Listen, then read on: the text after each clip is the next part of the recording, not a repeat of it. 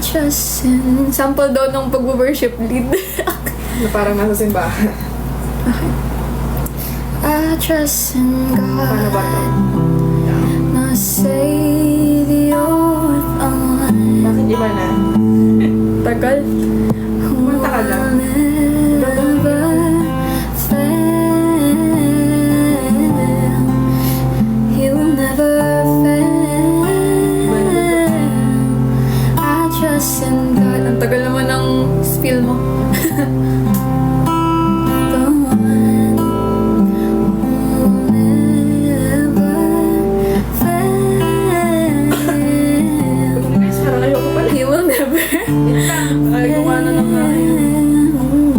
Dali, papakita ko pa yung gift sa akin ni Chris. Instrumental muna.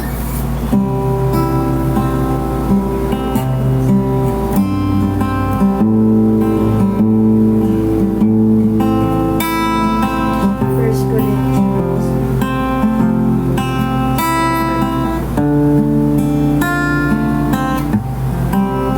Yan.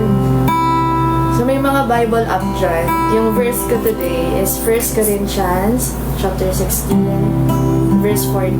Sabi doon, do everything in love, or let all that you do be done in love.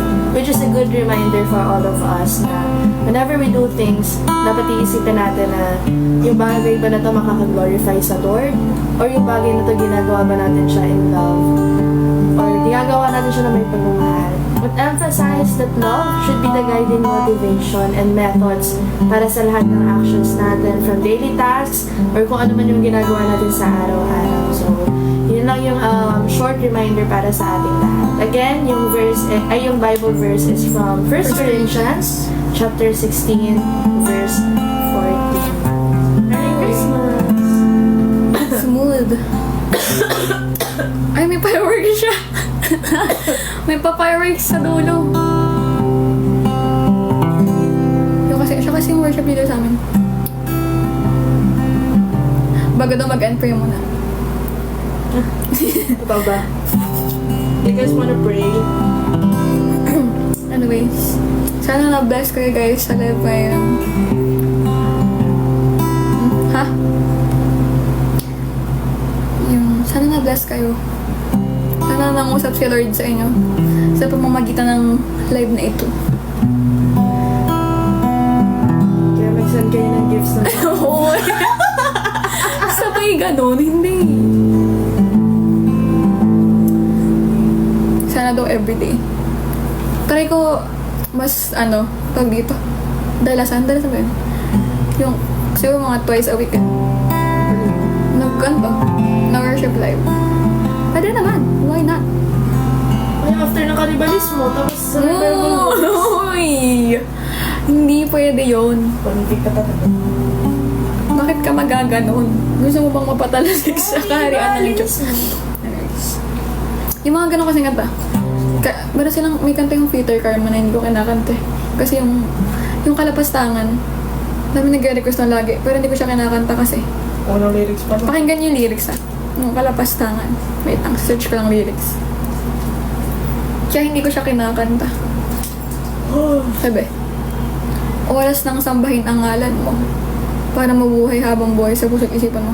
Eh, ang minimin niya dito is tao.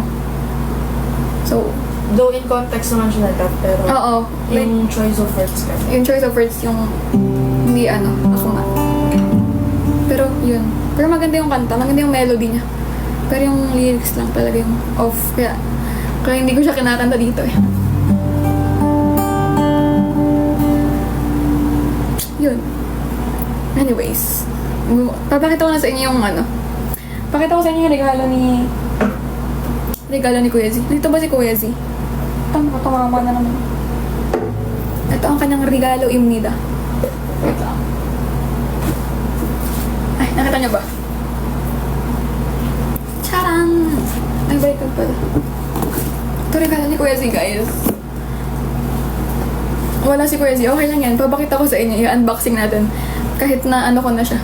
Kahit nakita ko na siya kanina. Kasi na-excite ako masyado. Sabi ko nga, dito ko i-unbox. Pero, Wala eh, naunahan siya ng excitement eh. Naunahan siya ng excitement. Wala ano laman ito. 3 items kasi to eh. Yung 3 ba? 4 pala, 4. 4 items. Hindi niya i-check out. Hindi niya i-check out. Hindi niya i-check out to ha. Okay. First item. Ito yung... I-last natin yung ano, yung main. Yung main. Uy, hindi to sapatos. Nagpadala ako siya sa'yo. First item. Itong nasa maliit muna. Ay, makikita niyo kasi. COD daw. Nagpadala siya ng sapatos pero COD daw. Ito una. Nagaling ko sa plastic. Ito una guys. TV daw. Kung hindi yung TV.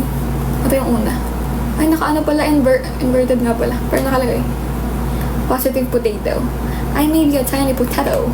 But I believe in you. Go do your thing. Cute! Oh. Hindi natin siya papangalanan kasi may pangalan na siya. Lagay natin dito. Sa family ng mga... Sa pamilya ng... Ano? Sa pamilya ng... Ano ba tawag sa kanila? Tapos ito! Ito pa! Fan kasi ako ng ibos. Ng ID. Ay, hindi pala. Ibos pala yun. Alam ko, IB of Spades. Bago yan. Uy!